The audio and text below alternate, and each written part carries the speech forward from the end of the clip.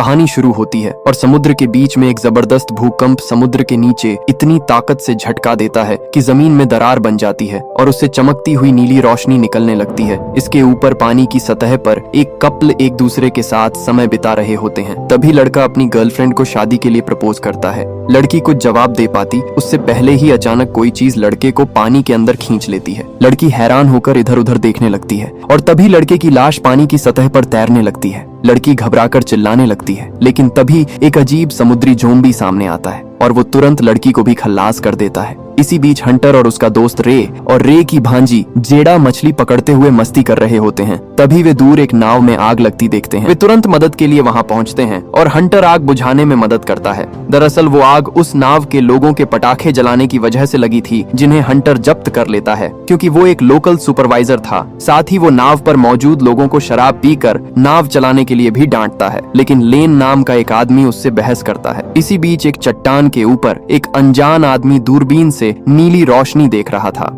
इसके दूसरी तरफ हंटर का ग्रुप दोबारा से मछली पकड़ने लगता है। तभी रे के जाल में कुछ भारी चीज फंसती है और कड़ी मेहनत के बाद वे उसे खींचकर बाहर निकालते हैं। तभी वे देखते हैं कि ये किसी इंसान की लाश है जिसका शरीर पूरी तरह से नीला हो चुका है। जेडा पानी के अंदर कैमरा डालकर जांच करती है तो उन्हें समुद्र की गहराई में नीली रोशनी दिखाई देती है, जो कि बहुत ही अजीब बात थी। हंटर तुरंत रेडियो से पुलिस को इसकी जानकारी देता है और रे लाश को कपड़े से ढक देता है, लेकिन जब जेडा वापस मुड़ती है तो वो देखती है कि लाश गायब हो गई है।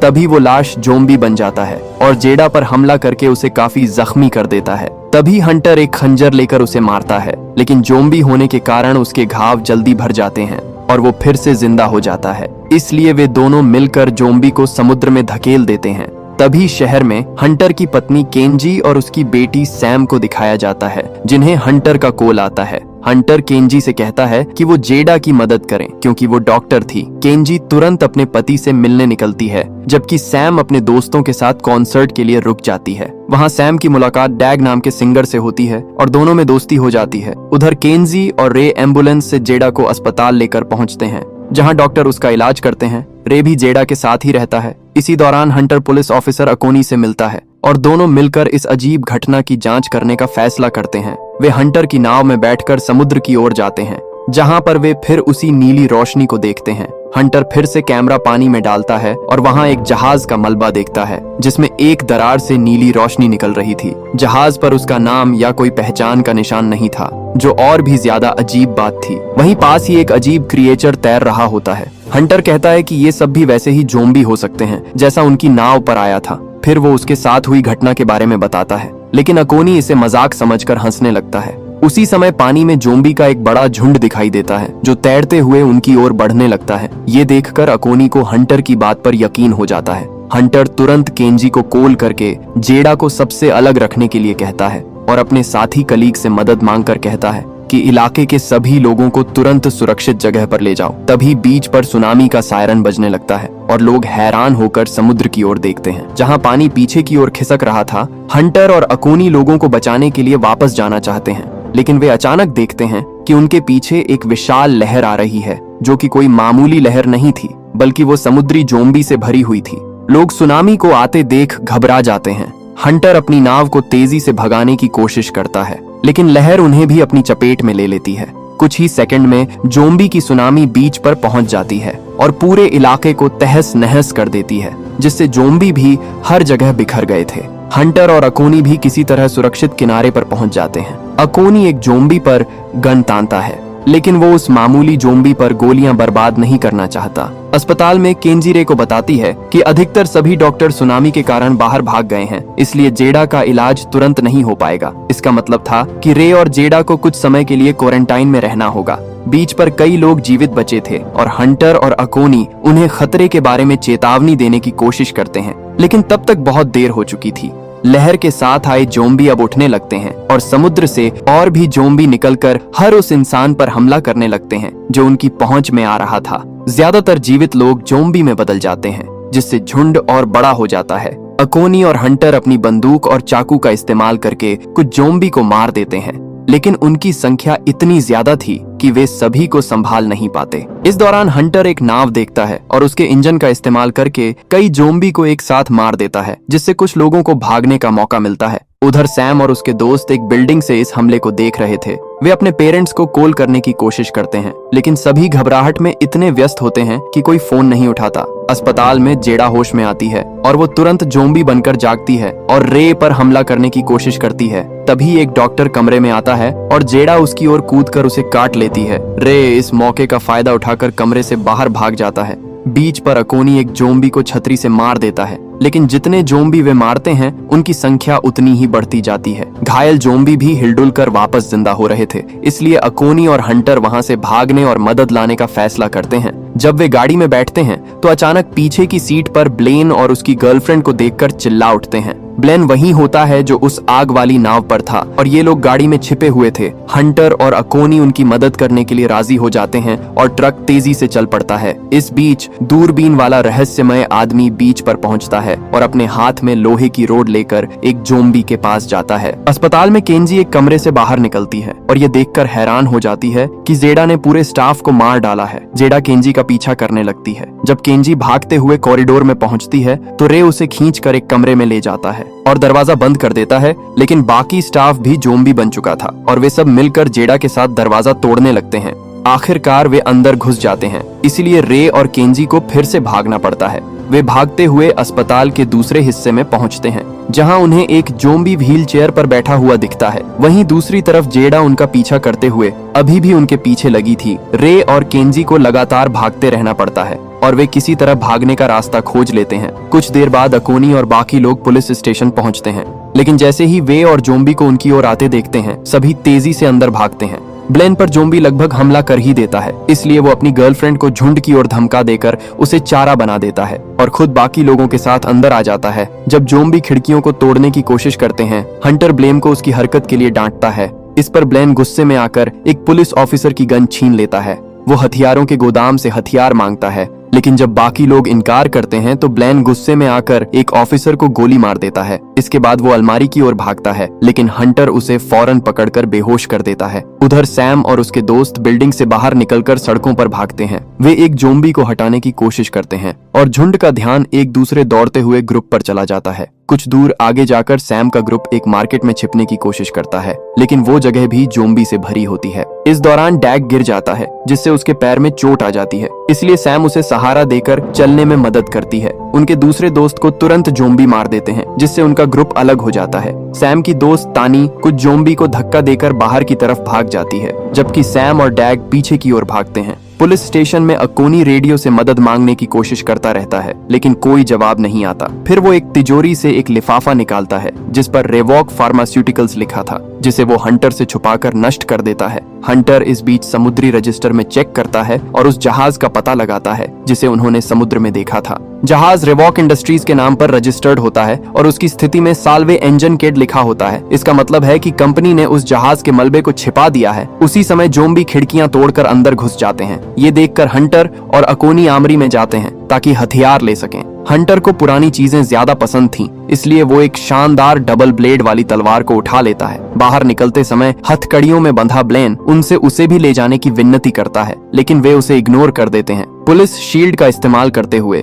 दोनों दरवाजे पर खड़े जोम्बी को हटाते हैं। अकोनी पास के जोम्बी को शूट करता है, जबकि हंटर बजूका का इस्तेमाल करके सड़क से आ रहे जोम्बी को उड़ा देता है। दुर्भाग्य से जोम्बी अभी भी हरकत में होते हैं और हालात तब और खराब हो जाते हैं जब दूसरी जोम्बी की सुनामी आने लगती है। दोनों ट्रक में बैठकर भाग जाते हैं और जंगल के रास्ते ड्राइव करते हुए एक अल्फा जोम्बी से टकराते हैं। वे ट्रक से उसे कुचल देते हैं, लेकिन इससे अल्फा जोम्बी को कुछ भी नहीं होता। उधर सैम और डैग पार्किंग लॉट तक पहुंचते हैं और उसकी गाड़ी को ढूंढ लेते हैं, जिसमें उसका एक बैंड मेंबर आराम से बैठा होता है। उसने पूरे समय हेडफोन लगाए हुए थे और उसे कुछ पता नहीं होता। वो गाड़ी का दरवाजा खोलता है और फिर हीरो बनने की कोशिश करता है, लेकिन इतने सारे जोम्बी से नहीं लड़ पाता और जल्दी ही फोकट में मारा जाता है। सैम और डैग वैन के दरवाजे बंद करके बचने की कोशिश करते हैं, लेकिन गाड़ी स्टार्ट नहीं होती। इस बीच तानी किसी तरह शहर से बाहर निकल जाती है और जंगल में जोम्बी से बचते हुए भागती है। उसे दूर एक घर दिखता है और वो जल्दी से उसके गेट तक पहुंचती है। मार्टी, जो पहले दिखाया गया रहस्यमय आदमी है, वो अंदर से सुरक्षा कैमरों पर तानी को देखता है। उसने एक जोम्बी को पकड़कर बेसमेंट में रखा हुआ था ताकि उस पर एक्सपेरिमेंट कर सके। मार्टी ये कंफर्म करने के लिए कि उसे जोम्बी ने काटा है या नहीं, उसे अपनी गर्दन के पीछे दिखाने को कहता है। जब वो देखता है कि तानी ठीक है तो वो गेट खोल देता है। तानी जोम्बी के पहुंचने से ठीक पहले पहले अंदर आ जाती है। लेकिन अब जोम्बी का झुंड गेट के सामने इंतजार कर रहा होता है। तानी मार्टी का रेडियो उधार लेती है और अपने पिता अकोनी को कॉल करती है। वो वादा करती है कि वो मार्टी के साथ घर के अंदर रहेगी और अकोनी से सैम को मार्केट से बचाकर लाने की गुजारिश करती है। इधर पुलिस स्टेशन में ब्लेन किसी तरह मरे हुए ऑफिसर से चाबियां हासिल करता है और खुद को आजाद कर लेता है। जब वो बाहर जाने की कोशिश करता है तो दरवाजे पर उसकी जोम्बी गर्लफ्रेंड होती है जो उस पर झपटती है और उसे काट कर अपना बदला ले लेती है। पार्किंग लॉट में डैग सैम से कहता है कि वो उसकी रफ्तार धीमी कर रहा है और उसे कहता है कि वो उसे यहीं छोड़कर चली जाए। फिर वो गाड़ी की खिड़की से बाहर निकलता है और छत पर चढ़कर जोम्बी का ध्यान भटकाने के लिए अपने गिटार पर गाना गाने लगता है। उसी समय अकोनी और हंटर वहां पहुंचते हैं और सैम उनकी ओर दौड़ती है। अकोनी उन जोम्बी को गोली मारता है जो सैम को पकड़ने की कोशिश कर रहे थे। सैम उनके साथ निकल जाती है जबकि जोम्बी डैग तक पहुंचते हैं और उसे मार देते हैं। इसके बाद वे अस्पताल की ओर जाते हैं और दरवाजा बंद कर देते हैं ताकि जोम्बी अंदर न आ सकें। केंजी किसी भी मैसेज का जवाब नहीं दे रही होती, इसलिए सैम एक गलियारे से दौड़ते हुए फोन लेने जाती है और फिर एक कमरे में छिप जाती है। वो फोन का इस्तेमाल स्पीकर के जरिए बात करने के लिए करती है और अपनी माँ से कहती है कि वे उन्हें दूसरी मंजिल पर ढूंढे। स्पीकर की आवाज सुनकर कई जोम्बी वहाँ पहुँच जाते हैं और हंटर और अकोनी उन्हें बंदूक और फायर एक्सटिंग्विशर से रोकने लगते हैं। सैम को ये एहसास नहीं होता कि फोन की डोर उसके पैर में फंसी हुई है और जल्दी ही जोम्बी उसे बाहर से खींचने लगते हैं। एक जोम्बी अपना सिर दरवाजे से टकराकर उसे तोड़ देता है, इसीलिए सैम को डबल ब्लेड तलवार से अपना बचाव करना पड़ता है। इसी बीच हंटर बिजली के पावर बॉक्स से 2 तार खींचता है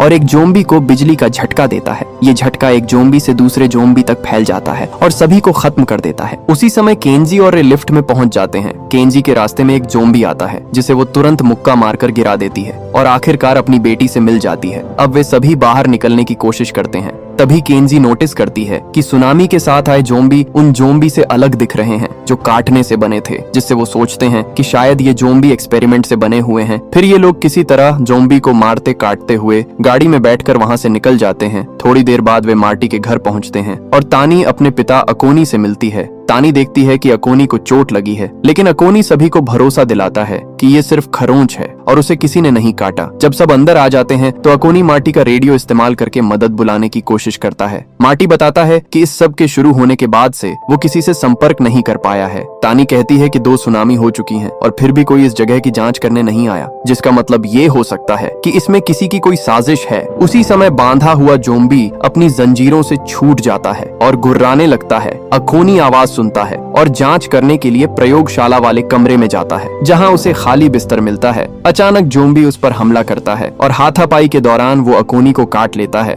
दर्द से चीखते हुए अकोनी जोम्बी को लात मारकर दूर कर देता है और जोम्बी के फर्नीचर से टकराने की आवाज बाकी लोगों को सतर्क कर देती है। जोम्बी आवाज सुनकर ऊपर चला जाता है, जहां बाकी लोग उसे रोकने की कोशिश करते हैं। ये जोम्बी केंजी से लड़ने लगता है, लेकिन मार्टी तुरंत उसे अपने टेजर से मार देता है। रे अकोनी को ऊपर लेकर आता है और तानी उसकी चोट का इलाज करती है, जबकि हंटर टेजर को तलवार से जोड़कर उससे और ज्यादा असरदार हथियार बना देता है। अब वे लोग मार्टी को एक जोम्बी को छिपाने के लिए डांटते हैं, जिस पर मार्टी समझाता है कि वो उनकी कमजोरी का पता लगाने के लिए प्रयोग कर रहा था। वो कहता है कि इन जोम्बी के शरीर में एक प्रकार का लिक्विड भरा हुआ है जिसमें फास्फोरस है, जिससे समुद्र का पानी भी चमक रहा था, जिसके कारण वो जोम्बी सिर्फ बिजली के झटके से ही खत्म हो रहे थे। जिस पर हंटर बताता है कि उन्हें जोम्बी को वापस पानी में लाना होगा और वहाँ बिजली पहुँचा होगी ताकि उन्हें एक साथ खत्म किया जा सके। इसके साथ ही उन्हें मलबा भी उड़ाना होगा ताकि और जोम्बी न बने। मार्टी बताता है कि उसके पास ग्रेनेड्स और बहुत सारा बारूद है। जब वे हथियार पैक करने लगते हैं,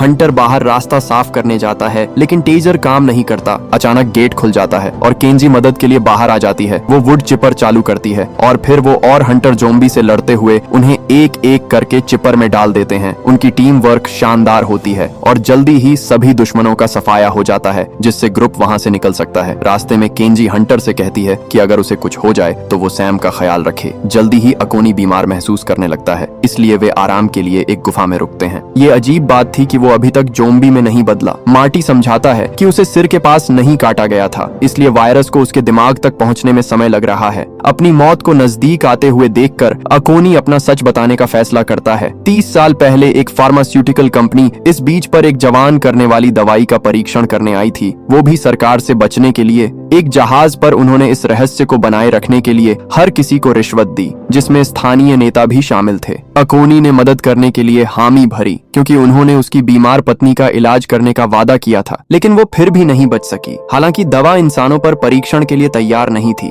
जिससे इसके भयानक साइड इफेक्ट्स हुए। कंपनी ने मरीजों और स्टाफ को जहाज पर डालकर निकाल दिया और फिर इफेक्टेड लोगों के साथ जहाज को डुबो दिया। उन्होंने जहाज की नंबर प्लेट भी हटा दी क्योंकि उस पर कंपनी का लोगो था। केंजी को शक होता है कि ये साइड इफेक्ट्स नहीं थे, बल्कि कंपनी का उद्देश्य इंसानों को हथियार बनाना था। तभी जोम्बी वहां पहुंचकर हमला कर दे। हंटर आखिरकार टेजर ब्लेड को चालू करने में सफल हो जाता है और मार्टी की मदद से जोम्बी को मारना शुरू कर देता है, जबकि बाकी लोग भाग जाते हैं। रास्ते में तानी को अकोनी को पीछे छोड़ना पड़ता है क्योंकि वो आखिरकार मर जाता है, लेकिन वो उसके साथ में एक ग्रेनेड रख देती है। जब सभी जोम्बी मारे जाते हैं तो हंटर और मार्टी बाकी ग्रुप में शामिल हो जाते हैं और गुफा से बाहर निकल जाते हैं। बाहर निकलने से पहले तानी देखती है कि अकोनी जोम्बी के रूप में जागता है और अपनी आखिरी पलों में वो ग्रेनेड एक्टिवेट कर देता है। विस्फोट गुफा को ब्लॉक कर देता है और बाकी जोम्बी को उनका पीछा करने से रोक देता है। कुछ देर बाद सभी बीच पर पहुंचते हैं और योजना को अंजाम देने के लिए अलग अलग हो जाते हैं। मार्टी ये बताता है कि उसने अपने घर में कुछ बारूद छोड़ा था और अब रिमोट का इस्तेमाल करके उसे उड़ा देता है। इसके बाद रे, मार्टी और तानी सीफो को मलबे तक ले जाने के लिए एक नाव में निकलते हैं।